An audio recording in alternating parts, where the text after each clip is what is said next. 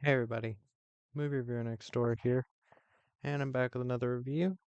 And today I guess I'm doing another movie, and I just saw Lights Out. This is a 2024 action thriller film, kind of drama, directed by Christian Sesma, and it stars Frank Grillo, Mekhi Phifer, Dermot Mulroney, Jamie King, Scott Adkins, and Amari Nolasco. In this film, a drifting ex-soldier turns underground fighter with the help of a just-released ex-con, pitting him against corrupt cops and hired killers now gunning for him and all those he cares about. So, what did I think of Lights Out? Well, I guess scratch what I said in the last review about this being the Christian Sesma film, or about Section 8 being, this is, as far, from what I've seen so far, this is. You've got an impressive cast, all giving pretty great performances, to be honest. Some pretty great action, some pretty brutal fights, and you've got quite a bit of heart. And as a direct-to-video film, this is pretty great. Oh, damn it. Yeah, I guess I'll have to deal with that. But let me get to the cast. Frank Grillo plays Michael Duffy Duffield. Excuse me. He's a homeless ex-soldier. Um, and basically Mekhi Phifer's character picks him up and is like, "Yep, I'll help you out, give you a place to live, and you come fight for me." Frank Grillo is great in these types of roles. I think he does a great job here. He has some moments where he's a bit off, but for the most part, pretty good. Um, some pretty cool fight scenes with him that aren't overdone. I wouldn't say the action in this film is too over the top, and it kind of works for the kind of more grounded story. Mekhi Phifer plays Max Bomer. Um, he's an ex-con and he's working for this guy to pay off his debts because they were keeping his family safe. Um, I think he does a good job as well. I haven't seen him in a ton of films. I know he's been in quite a few. Apparently, he was in 8 Mile. I still haven't seen 8 Mile. Um, Scott Adkins. No, wait. Jamie King plays Detective Ellen Ridgway. She's basically our villain of the film. She owns this whole like fighting ring or runs it for a bigger entity. Um, she's she's an actress I do like. I thought she was pretty decent in Codename Banshee. I know a lot of people who reviewed that film don't feel the same. It's understandable. I think she can play a villain, and given this, I think she does a good job. She doesn't play it too over the top, and I think if she did, it wouldn't have been as effective as it was for me. But I did find her somewhat menacing. Um, but yeah, uh, one thing I will say is her fucking hair in this movie is insane. There's like a bit where there's like parts where she has like a comb over that looks really weird, kind of like in Codename Banshee. And there's times where she has like curls, and it might be a wig. I don't know if it is, but it kind of does look like one. Dermot Mulroney plays Sage Parker, who's kind of a uh, an associate of Ellen's.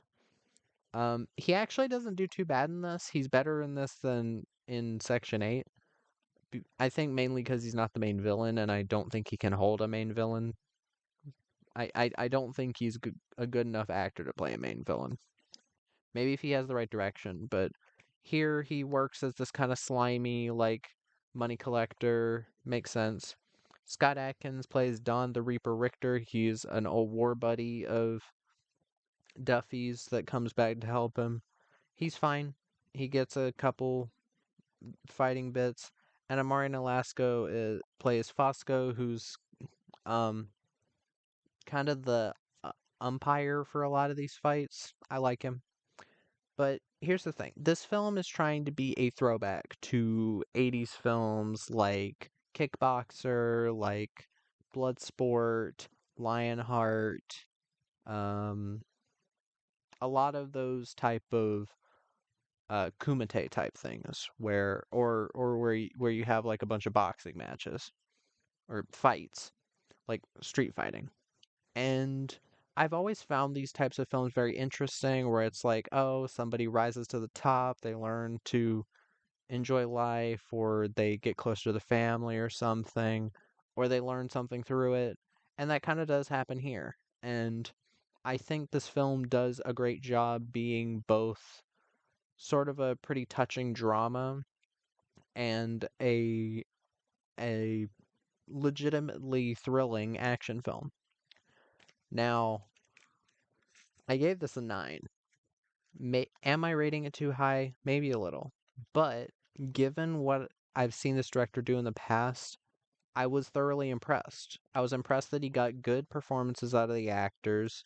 Frank Grillo, Jamie King, Scott Adkins, Dermot Mulroney even, and Mekhi Phifer. I was a bit surprised to see these performances in this film. Now, Oscar winning, no. I don't care about the fucking Oscars, though. I'm just saying it as a figure of speech. Are they like fantastic performances? No. But given the stigma that is around direct to video films, like even nowadays, there's still a stigma around direct to video films. And I'm like, I've enjoyed so many more direct to video films in the action genre, the horror, sci fi genre, than I have big budget Hollywood films. And that's kind of sad that Hollywood can't fucking keep up with the cool indie or direct to video shit. But yeah, this film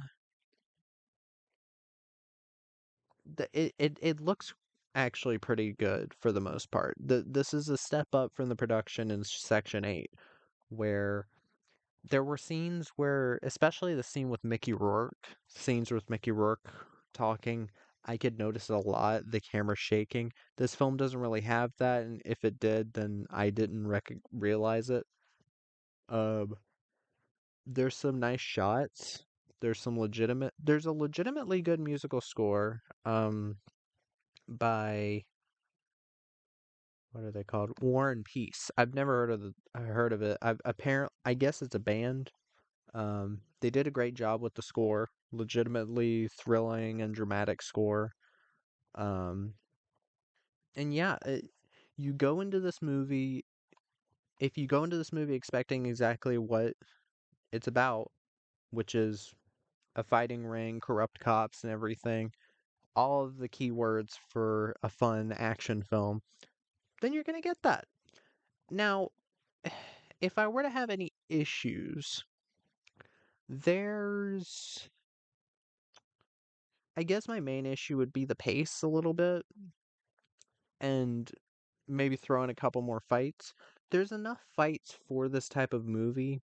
I don't think it needed to be action packed or wall to wall because it is a bit more of an action drama. But that's not a bad thing. I'm not saying it's a bad thing, but maybe like an extra fight or two. And this film does take quite a bit, not quite a bit, but it takes a little bit to get going. By like the 25-minute mark, you're really into the whole fighting ring thing. You have a couple fights before that, but once you really get into the main plot, it takes a tiny bit. But this isn't a long film. It's 90 minutes almost on the dot. It's it doesn't waste your time. It's in and out in a good way. It doesn't feel like it's too short, it doesn't feel like it's too long. And again, Jamie King. The last thing I saw her in was, excuse me, Mother's Day, which I thought, would I take that performance over this one? Yes. But then again, that was a different character. I think she fucking killed it in Mother's Day along with Rebecca De Mornay. And she's kind of playing a similar character to Rebecca De Mornay in a way where she's like evil but understated, like the stealing babies thing. She's understated in a way that makes it very mysterious. And that's the same thing you get here with Jamie King's character, Ellen Ridgway. And I think it really does work because when you have a female villain in a film almost entirely comprising of men, I'm not trying to go feminist here. I'm saying other movies have tried to do this and failed because they don't know how to play the female character. Because they either go too over the top or they don't. They make it so that they're like excused of all their crimes because they're a woman, which is stupid. Equal rights. But here, she's like definitely a very nasty person, but she never goes out of her way to be over the top or to be all in your face. And I think that would have really ruined this. And in a way, kind of similar to, well, on the other edge of the coin, a female villain that was done right that was insane. Carrie Snodgrass in Murphy's Law, I think. I think that's yeah, Carrie Snodgrass as Joan Freeman. Yeah, she was fucking insane in it, and that worked. She was a legitimately threatening villain, definitely a threat. Um, and yet here you've got kind of the opposite of that, but it still really works for this type of film. And I I I really did enjoy seeing her do something different in this. Um, yeah, what else can I talk about? One big disappointment is Scott Adkins. Now, did Scott Adkins do a bad job acting? He never really does a bad job acting. Unless you get a weird accent like in John Wick Chapter 4, but I don't think that's his fault because they forced him to do this stupid shit that doesn't make sense. Um, Here he doesn't get as much to do as I'd hoped he would.